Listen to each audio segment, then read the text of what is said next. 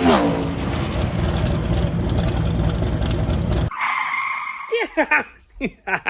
What is up, ladies and gents? Everyone else. Slap here with ETM 540 Clubhouse. Back to our Nash project, as you can tell. And we are going to get into some more motor stuff. I was going to attempt to pull the Austin Healey 1500 out of this beast, yet the tool that I'm going to be using is not coming in for another few days. So I don't want to do it without that. And I figure we might as well at least just keep rocking on our Toyota 22R. Now, within this episode, the plan is to plug off all vacuum lines and pull that carburetor to where we can at least get it through the cleaning process, because that's what we're going to be using to get this thing running and just kind of dialed in before we start doing the modifications to the full motor. I did get a vacuum line plug-off kit off of Amazon, and I found out that there are three key components that you need for this motor to make it run properly after doing all the delete stuff in here. Let me show you which three those are. All right, those three things are the vacuum advance, the PCV valve, and the brake booster. But I'm using the brakes on this thing, so I don't think I need to keep it on there. So I don't know. So I'm just going to go for it. Screw it. Who cares? So everything else is pretty much going to come off. So I am going to go through that whole process and do what I can to relieve some pressure and tension off of this poor motor that has been suffocating through the California Emissions Coalition of BSery. And I truly do believe that we should take care of our environment and recycle and do all that good stuff, but this is bullshit. So screw that. Freaking Petroleana for life, yo. Just fuel it up. Burn that fuel. Burn, baby, burn. So we're going to do what we can to lighten and, how would you put it, modify and just make 22Rs great again. So we're going to do that, and it's going to be kind of a short episode. I've been doing a lot lately, and I have a big announcement coming that I promise you I will share when the time is right. So for now, we're just going to jam through this. We'll do time-lapse as usual. Enjoy the freaking time-lapse. And thanks for coming back, and thanks for all the love on this series. This has been a super fun project to work on and to get started, and I'm glad to see people excited for it because I'm excited for it, and I want to keep it going and rock this bitch out. So, God damn it, I can't get over the awkward. Still awkward. Okay, let's go.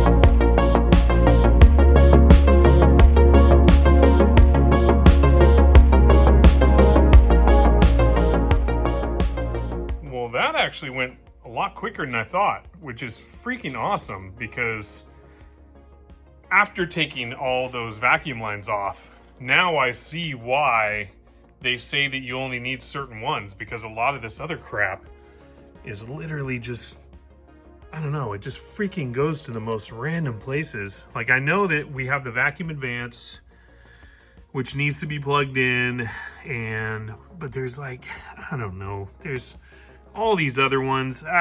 I'll get into that stuff a little bit later on, but for now, we can at least check this bad boy out. And to tell you the truth, it's not even that bad.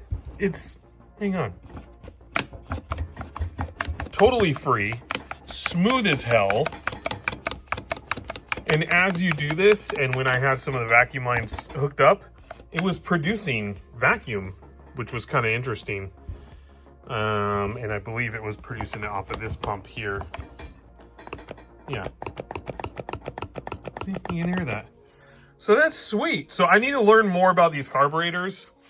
And I think for now, just because of the fact that it's functioning so well, I'm going to try and just spray it down first before we start digging into it, because the more you dig into it, as we all know, then gaskets start ripping, parts get lost, accelerator pumps rip, like, you know, all that freaking crazy stupidness. So we're just going to clean it up, honestly. And now it will allow me time to focus on the vacuum areas that we do need to delete in order to make this whole process a lot easier. So yeah. But I do need to dig in here and get some of this. Hang on, let me show you. I need to vacuum some of that out because little Mr. Squirrely Squirrel decided he needed to make our freaking carburetor his storage spot. I think we got most of it out, but I'm gonna double check in there and see if there's anything else, because obviously we don't wanna, oh, yep, there it is. A little bit fell. We don't wanna have that crap circulating through our engine, so we'll make sure to blow it all out and go through it thoroughly, but that we're gonna vacuum because we don't want to risk, any issues there. So yeah, let's get back on it. I'm gonna do a little more time lapse for this and we'll keep it rocking. But gosh dang, this looks so much better. Holy crap. What a difference. Okay, let's do this.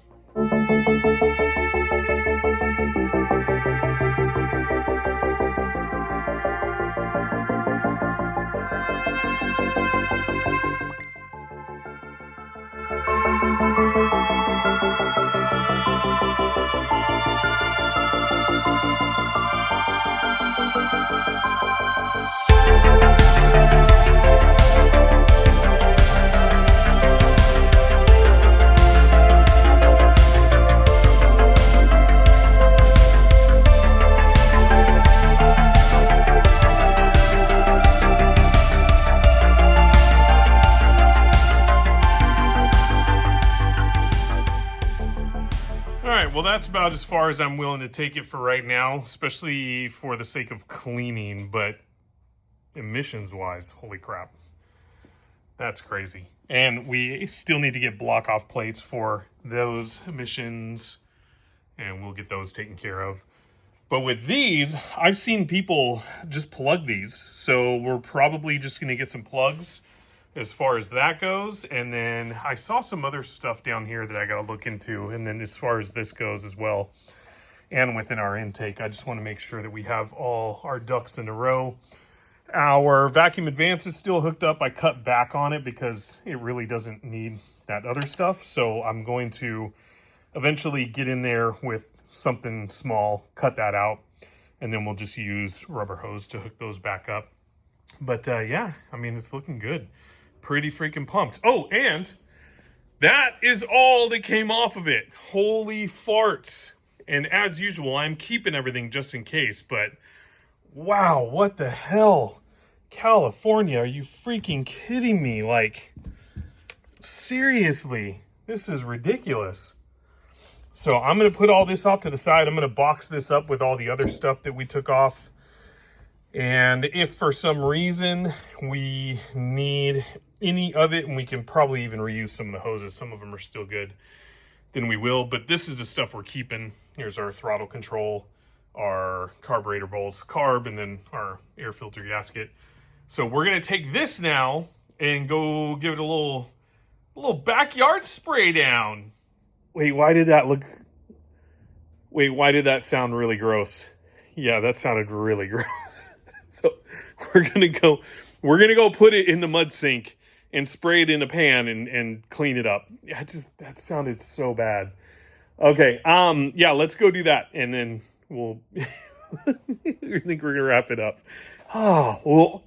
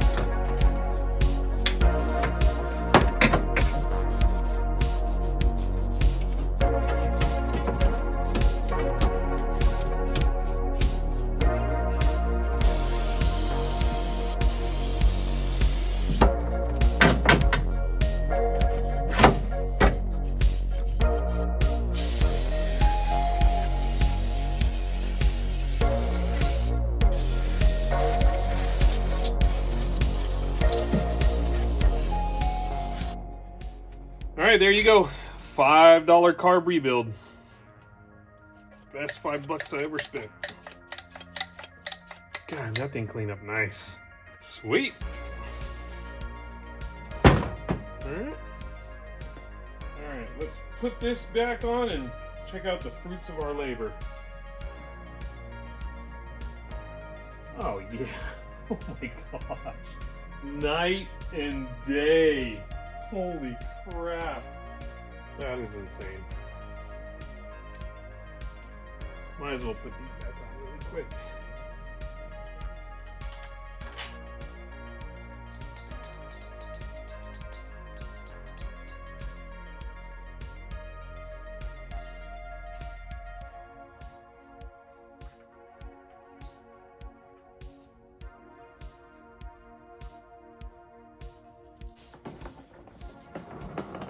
Whoa. Now, I thought the first time that we worked on all the emission stuff made a difference, but this is nuts. This is awesome. Let's take a gander at this bad mamma jamma. Wow. That is crazy. And there's still a bracket on there I can take off. It'll make it look less cluttered, but look at that. Insane. And this isn't fully on, but I just put it on there for the sake of just seeing, you know, what's still going to be there. Because I do want to retain that throttle control still. But that's crazy. Super crazy. And now I realize that I'm going to have to invest definitely in some plugs. I mean, this is for our sensor for the temperature, the motor temperature. So we'll obviously want to keep that. But some of these, it's the same style for some of these that just don't have to be there. I can plug them with the plugs, with the actual like rubber plugs, but I'd rather just get the fitting and put them in and make it look cleaner. So yeah, that's freaking awesome. I love it. And honestly, that's where we're going to end. I know it was kind of the same as the last episode on this, but it's stuff that has to be done regardless. So we might as well document every aspect of it. And like I said, I have plans for the next episode for us to pull the motor from this beast. And that's going to require a little bit of some machinery or some advanced tool. No, just, I need something that's going to help me pull this bitch. I was going to do it from the bottom and drop it from below, but I have something coming that I kind of need anyways, regardless. And so I figure we might as well try and use that. And if that doesn't work, then yeah, I'll just drop it from the bottom. It's no big deal. But that's next, because after that's done, then we can really start mocking up motor mounts.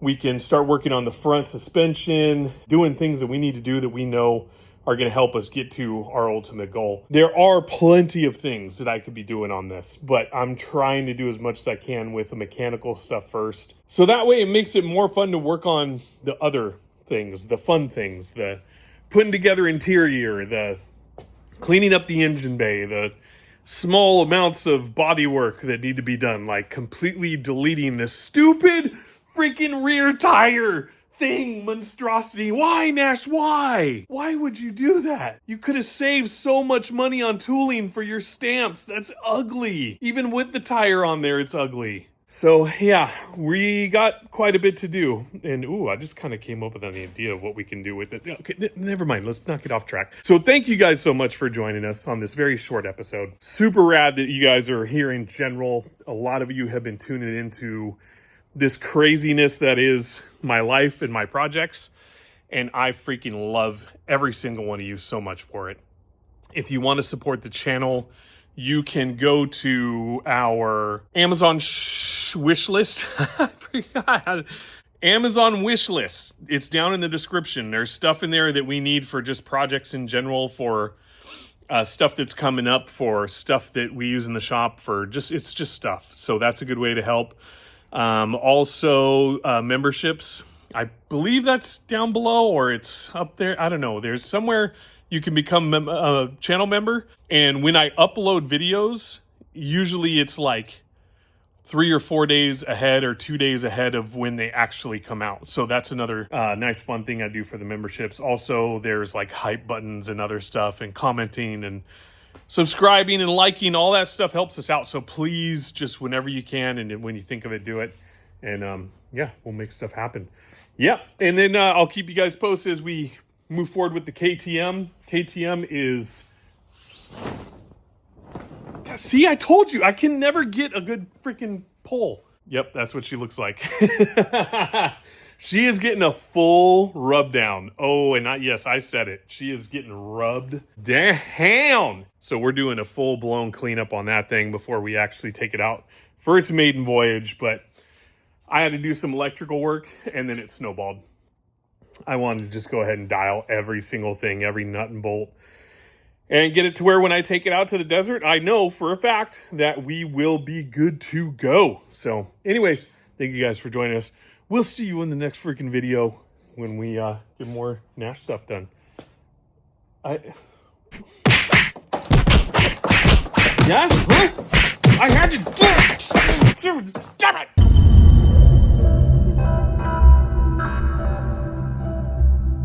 Okay, I thought I was done, but this is kind of crazy to me.